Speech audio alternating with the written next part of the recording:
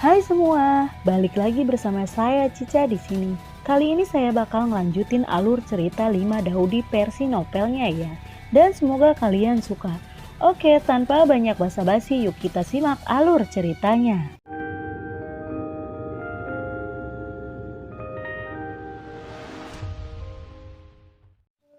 Di cerita sebelumnya, menghancurkan energi pedang bawaan adalah tanda petapa tingkat 8. Dan petapa tingkat 8 setara dengan kekuatan Daojun.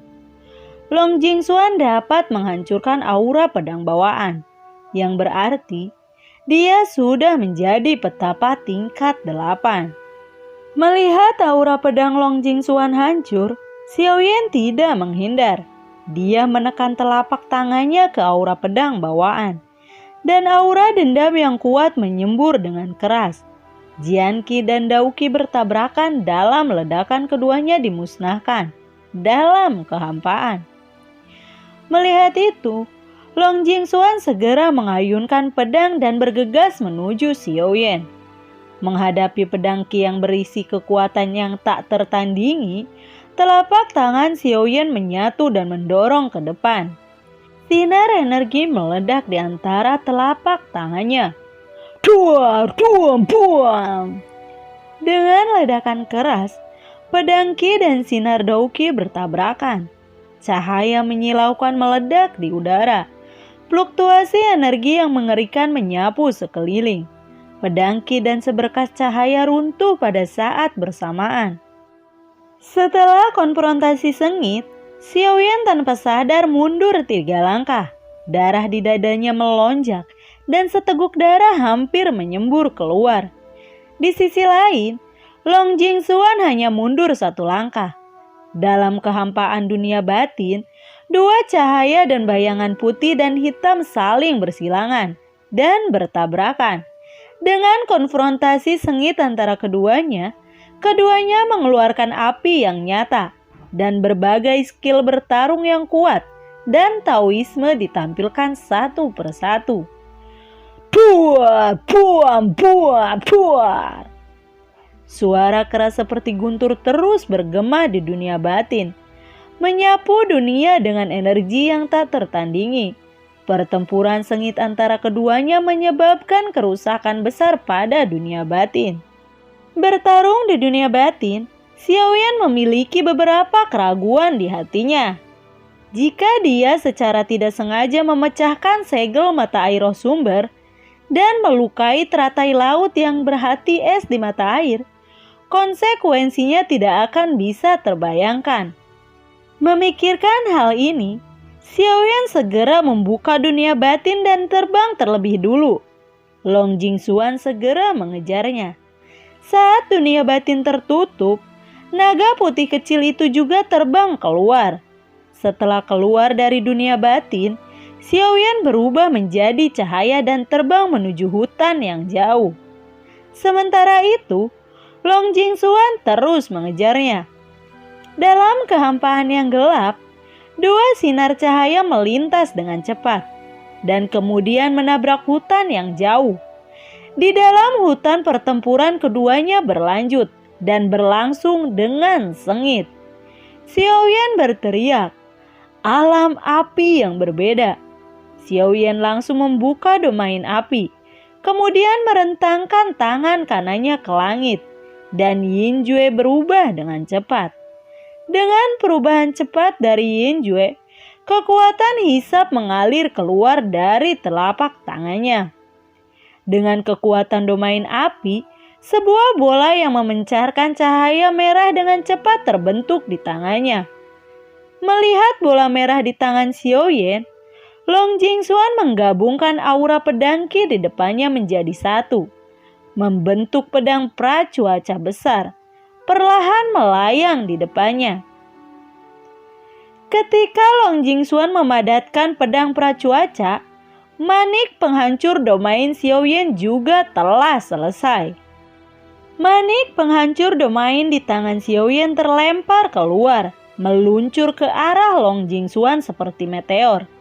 Tangan kanan Long Jingxuan menghantam gagak pedang di depannya. Pedang Xiantian besar membawa sensasi cahaya dingin dan menabrak ke arah manik penghancur domain. Ketika keduanya bertemu, ledakan keras muncul. Gelombang teror yang tak terlukiskan berpusat di persimpangan keduanya, menyebar dengan cepat ke segala arah. Tabrakan tiba-tiba dari manik penghancur domain dan pedang Xiantian menciptakan gelombang energi yang sangat menakutkan. Dan ruang di sekitarnya tiba-tiba hancur.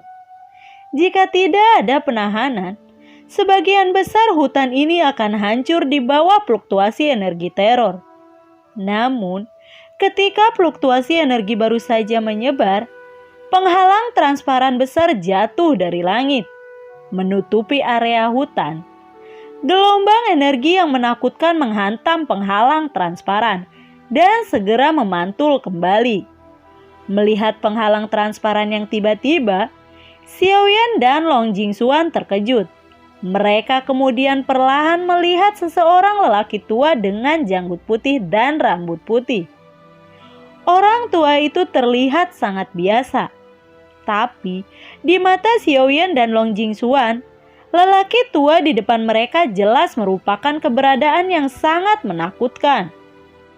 Paksaan tak berwujud dari yang kuat membuat mereka merasa sedikit terengah-engah. Dua teman kecil, di tengah malam, mengapa kalian membuat pukulan besar di sini? Lelaki tua itu bertanya dengan senyum tipis. Orang tua, apakah kamu akan ikut campur? Ucap dari Long Jingxuan. Pria tua itu lalu berkata, aku tidak akan mengganggu urusanmu. Tapi aku tidak mengizinkanmu menyebabkan terlalu banyak kerusakan pada hutan. Jika kamu benar-benar ingin bertarung, kamu dapat memilih untuk pergi ke arena. Long Jingxuan tahu bahwa meskipun lelaki tua itu mengatakan dia tidak akan ikut campur, tidak mungkin untuk membunuh Xiaoyan malam ini. Dan segera berkata, Xiaoyan, hari ini aku membiarkan kamu pergi. Tapi jika aku bertemu denganmu lagi, aku akan mengambil nyawamu. Setelah berbicara, Long Jingxuan segera mengendalikan pedang terbang, melayang ke udara dan menghilang dalam sekejap. Melihat Long Jingxuan pergi, Xiaoyan akhirnya menghela napas lega dan kemudian jatuh ke tanah. Long Jingxuan terlalu kuat sekarang dan dia telah menderita sedikit pertarungan penuh tadi. Dia menggunakan manik penghancur domain dengan seluruh kekuatannya dan hampir menyia-nyiakan energi pertempuran di tubuhnya. Setelah beberapa saat, Xiaoyan perlahan naik dari tanah dan berterima kasih kepada pria tua yang berada di atas. Terima kasih, senior. Tetapi, lelaki tua berambut putih itu sudah tidak ada lagi. Tanpa perhatian Xiaoyan, lelaki tua berambut putih itu sudah pergi. Xiaoyan bergumam pada dirinya sendiri. Siapa lelaki tua berambut putih itu? Mengapa itu membuatku merasa tidak enak padanya? Karena dia tidak tahu siapa lelaki tua itu, Xiaoyan tidak terlalu memikirkan masalah ini. Dia segera mengeluarkan satu set pakaian bersih dari cincin dan mengganti pakaian yang rusak dalam pertarungan. Kemudian dia terbang menuju kediamannya. Dalam sekejap, dia telah terbang kembali ke halaman paviliun. Pada saat ini, Xiaoya Tiewei dan Xiao Bailong semua berada di halaman. Melihat Xiaoyan kembali dengan selamat, Xiaoya lalu bertanya, Senior Xiaoyan, apakah kamu baik-baik saja? Aku mendengar naga itu mengatakan bahwa kamu dikejar oleh seorang wanita yang menakutkan. Kami mengkhawatirkanmu. Aku baik-baik saja. Jangan khawatir semuanya. Xiaoyan tersenyum tipis. Melihat bahwa Xiaoyan baik-baik saja, semua orang akhirnya lega.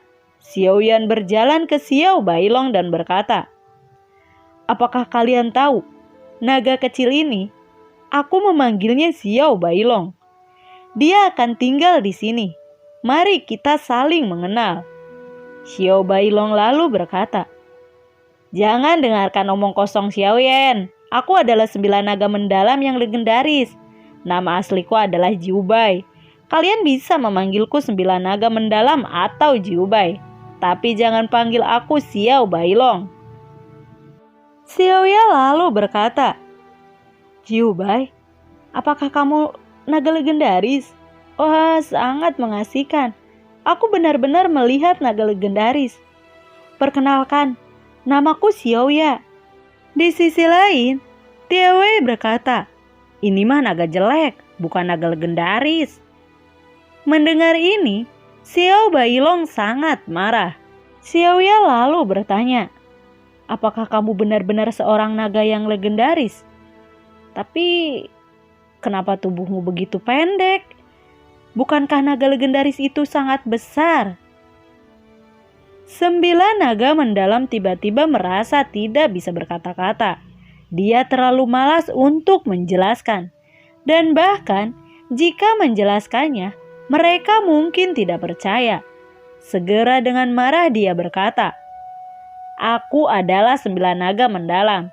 Percaya atau tidak ya terserah pada kalian. Aku akan tidur. Xiao Bailong tidak lagi memperdulikan semua orang. Lalu pergi berjalan ke kamar.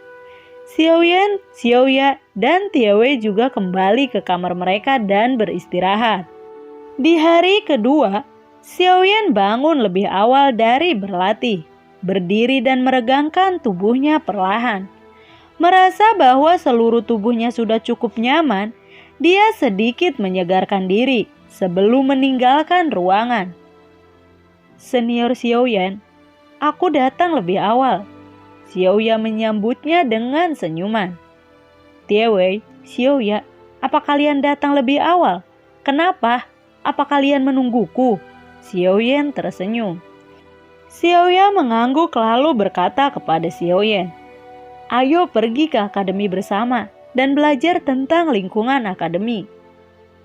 Baiklah, ayo kita pergi. Xiaoyan mengangguk setuju. Dan kemudian keluar dari paviliun bersama Xiaoya dan Tiewei dan berjalan menuju gunung. Xiaoyan, Xiaoya, dan Tiewei berjalan di sekitar akademi. Ketiga orang itu secara bertahap berjalan ke area umum. Jumlah siswa secara bertahap meningkat. Daerah tengah dikelilingi oleh pegunungan dan memiliki banyak pegunungan. Dan di antara pegunungan ada daerah datar. Dan Xiaoyan sekarang datang ke daerah datar di bawah pegunungan. Melihat sekeliling, ada gedung-gedung di sekitar. Dan banyak siswa masuk dan keluar di depan setiap gedung.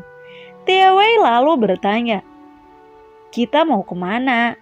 Dari tadi kita berjalan. Meskipun hari sudah gelap, kita tidak membeli apa-apa.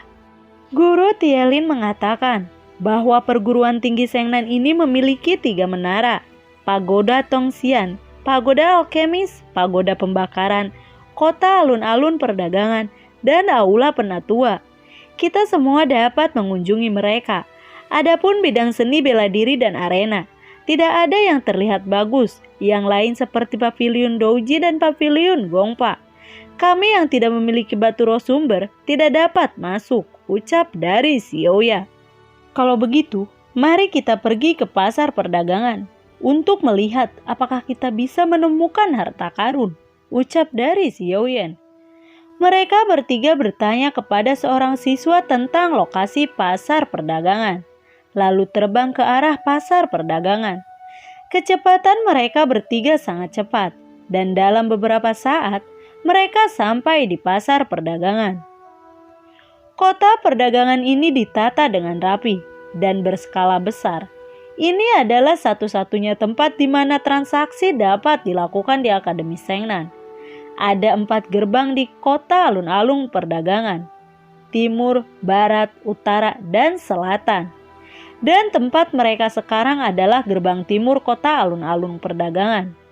Segera ketiganya perlahan berjalan ke pasar dari gerbang timur. Di pasar ini arus orang sangat ramai. Pada dasarnya, banyak orang di setiap kios yang memilih barangnya sendiri, dan banyak orang yang melakukan transaksi. Xiaoyan dan yang lainnya berkeliling di alun-alun, dan mereka menemukan bahwa barang yang mereka inginkan semua ada di sini. Pil, keterampilan bertarung, latihan, bahan obat, perhiasan, semua barang ada di sini. Barang langka dapat ditemukan di sini. Namun, batu rosumber digunakan dalam transaksi di sini. Dengan kekayaan Xiaoyan dan yang lainnya, mereka tidak mampu membeli apapun di sini. Pil pemulihan es dan api. Xiaoyan tiba-tiba melihat botol giok transparan yang diletakkan di stand dan melihat pil putih merah di botol giok transparan yang merupakan pil pemulihan es dan api. Berapa harga pil ini? Xiaoyan menunjuk ke pil itu dan bertanya dengan lembut. 10 batu roh asal, jawab pedagang itu. Mendengar ini, Xiaoyan lalu berkata, ayo pergi. Pil pemulihan es dan api dengan kualitas ini tidak sebanding dengan 10 batu roh sumber. Pil pemulihan es dan api ini tidak berpengaruh pada orang biasa, tetapi memiliki efek perbaikan yang sangat baik pada mereka yang menderita luka dalam. Tunggu, tepat ketika Xiaoyan hendak pergi, penjual itu tiba-tiba membuka matanya dan berbisik. Ada apa? Xiaoyan berbalik dan bertanya. Berapa banyak batu roh sumber yang ingin kamu berikan? Tanya pedagang itu. 3, Xiaoyan menjawab dengan ringan. 5, tidak bisa kurang, pedagang itu berkata sambil tersenyum. Baiklah 4, lupakan saja jika kamu tidak menjualnya. Xiaoyan bersikeras dan kemudian bertindak seolah-olah dia akan pergi. Baiklah, deal, ucap pedagang itu. Dan akhirnya Xiaoyan membeli pil pemulihan es dan api itu. Setelah membeli pil itu, Xiaoyan lalu berkata, ayo kita kembali ke pavilion dulu. Ada yang ingin kukatakan pada kalian. Setelah mendengar ini, Xiaoya dan Tiawei mengangguk dan kemudian terbang kembali ke pavilion bersama. Singkat cerita, mereka sekarang telah tiba di pavilion dan mereka berkumpul di kamar. Xiaoya lalu bertanya, Xiaoyan, apa yang akan kamu katakan kepada kami? Setelah kita berkeliling di Akademi Shengnan, aku menemukan bahwa segala sesuatu di sini harus dibayar dengan batu roh sumber. Maka, kita harus segera mungkin mendapatkan lebih banyak batu roh sumber, ucap Xiaoyan. Xiaoya lalu bertanya, tapi bagaimana kita bisa mendapatkan lebih banyak batu roh sumber? Xiaoyan lalu menjawab, bagaimana kalau kita mendirikan stand di kota perdagangan untuk mendapatkan batu roh sumber? Bagaimana menurut kalian? Setelah mendengarkan kata-kata Xiaoyan, Xiaoya dengan gembira bertepuk tangan dan Tiawei mengangguk setuju.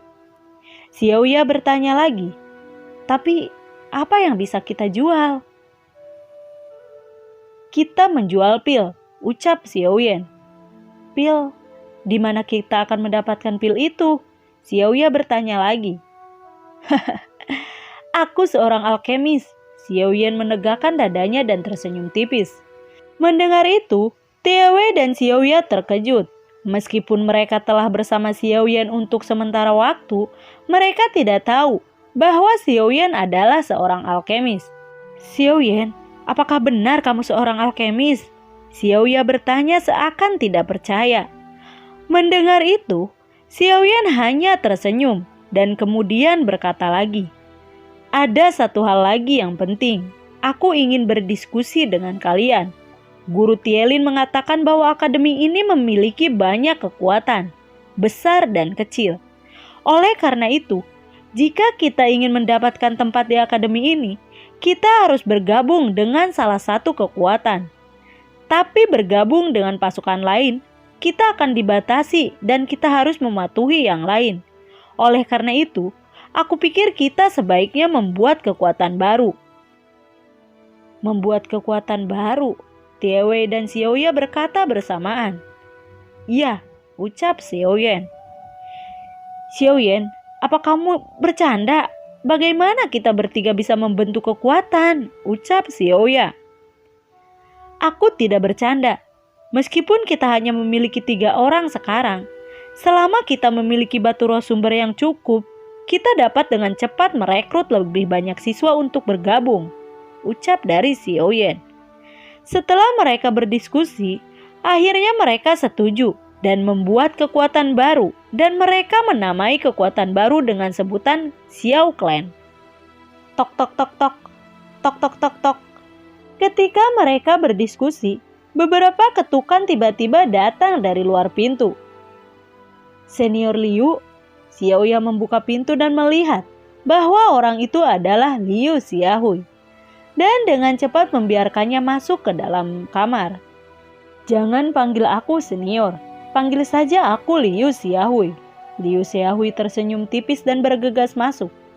Liu Xiaohui lalu berkata, kalian baru saja datang ke akademi ini. Aku ingin kalian bergabung dengan kekuatanku. Kekuatanmu? Ya, aku membangun kekuatan dengan orang lain yang disebut Clan King Huimen. Aku berharap kalian bergabung denganku, ucap Liu Xiaohui. Mendengar itu, Xiaoyan lalu berkata, Liu Xiaohui, maaf, kami tidak dapat bergabung dengan Clan King Hui. Karena kami telah membentuk sebuah kekuatan yang disebut Clan Xiao. Jika kamu ingin bergabung dengan Clan Xiao, kami sangat menyambutnya. Mendengar itu, Liu Xiaohui terkejut karena dia tahu bahwa tidak mudah untuk membentuk kekuatan baru di akademi. Xiaoyan dan yang lainnya berani membentuk kekuatan dengan hanya 3 orang. Menurut pendapatnya, sangat tidak mungkin bagi Clan Xiao untuk mendapatkan tempat di akademi. Liu Xiaohui membujuk Xiaoyan, Xiaoya, dan Tiewei untuk bergabung dengannya.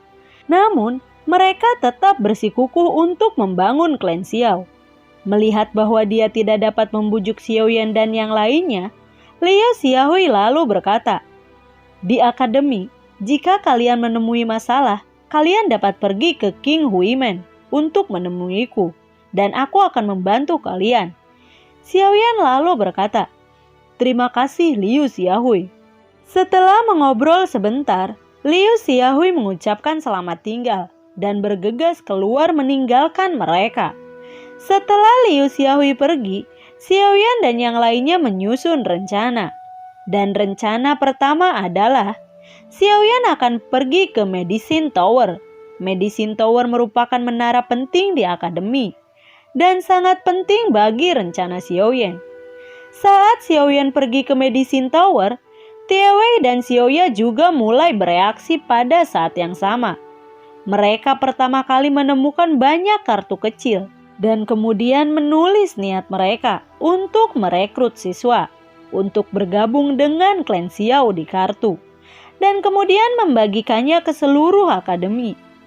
Hari ini ditakdirkan untuk menjadi hari yang luar biasa karena pada hari ini Xiao Clan didirikan. Xiaoyan, Tiewei, Xiaoya, tidak satupun dari mereka berpikir bahwa kekuatan yang baru didirikan ini akan mempengaruhi pola perguruan tinggi Shengnan dan bahkan seluruh benua asal Qi di masa depan. Lalu, bagaimanakah kelanjutan ceritanya? Nantikan video Cica selanjutnya ya. Bagi kalian yang suka akan alur cerita yang Cica bawain, kalian bisa like, komen, share ke teman-teman kalian ya. Cica ucapin terima kasih juga buat kalian yang sudah mensupport Cica lewat link Saweria di bawah kolom deskripsi. Dan semoga sehat selalu ya buat kalian. Cica mohon pamit dan assalamualaikum. Dadah.